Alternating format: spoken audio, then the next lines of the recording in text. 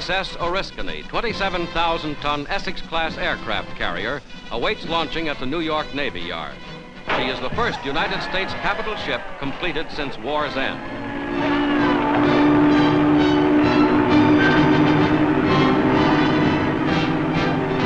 The giant ship slides down the ways to join the peacetime Navy.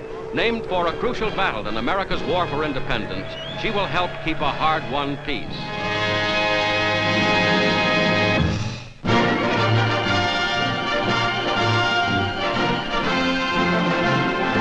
To San Francisco returns the battle-seasoned aircraft carrier Ticonderoga, 2,200 Pacific combat veterans aboard.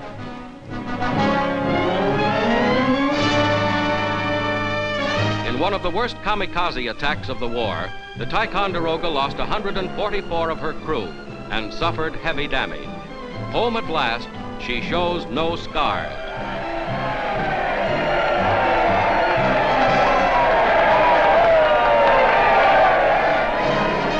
For the Navy men whom she brought back, a real welcome.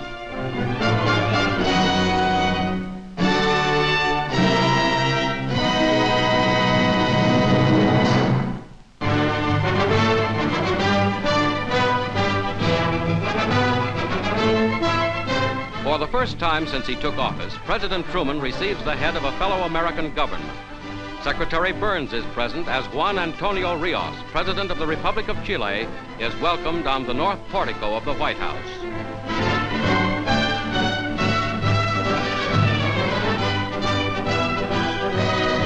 President Rios' visit is a tribute to the unity of the American nation.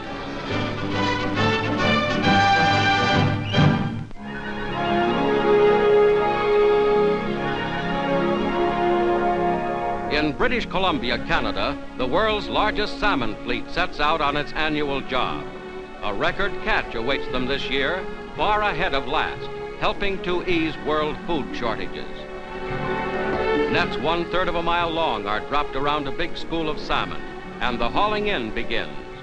The season lasts only a few weeks, but it's good fishing indeed.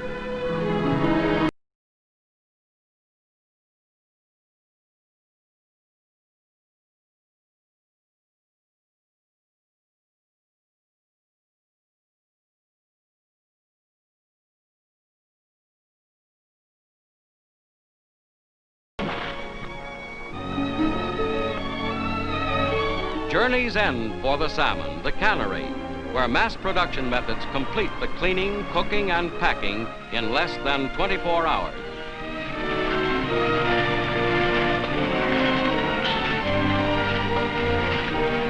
%80 of this catch will be sent abroad to help feed the hungry of the world.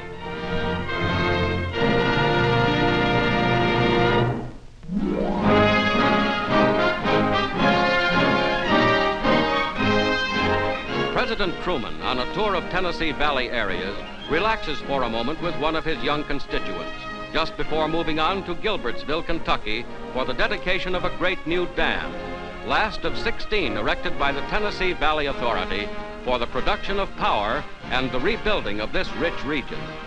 Mr. Truman calls for more such projects to lead the way to peacetime prosperity.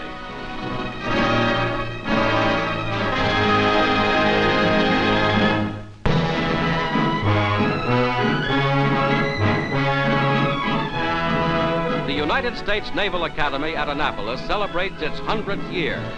Opening Centennial Week, the midshipmen march to a memorial service honoring Annapolis men who have given their lives in the line of duty.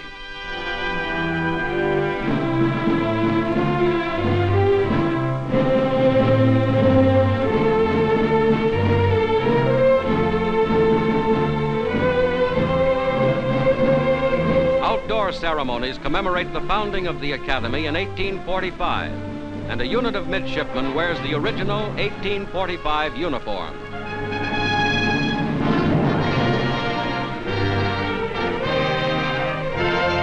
In a gesture of comradeship, cadets of the West Point Military Academy present the steering wheel of the famed battleship Maine to their brothers of the Naval Service. A formal review climaxes the week of festivities. The uniforms of previous generations of midshipmen combine with those of the present day.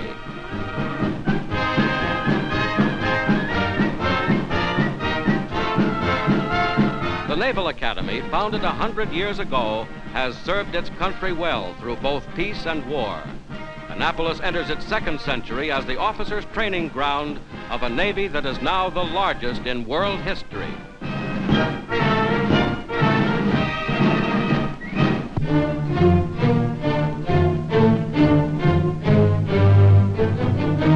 In bombed-out Nuremberg, preparations go forward for the trials of Germany's major war criminals, and the shrine of Hitler's Nazism becomes its tomb. In Nuremberg's court building, where the trials will be held, German prisoners work at enlarging and rebuilding the courtroom. Under American supervision, they install broadcasting booths and press facilities to carry the proceedings throughout the world.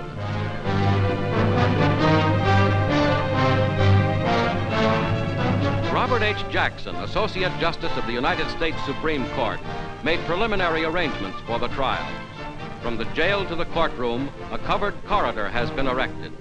The war criminals will be screened from sight except in the courtroom, protected and saved for the disposition of United Nations justice.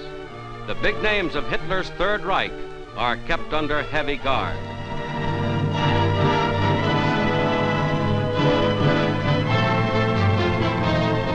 "20 minutes daily, the prisoners walk out of doors. Constant vigilance prevents attempts at suicide or escape. Heavy nets guard against death leaps. The prisoners are kept in common cells.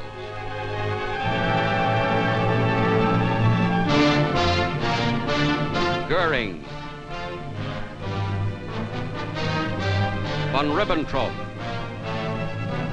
Tyson-Quart, Dönitz, von Papen, Stryker.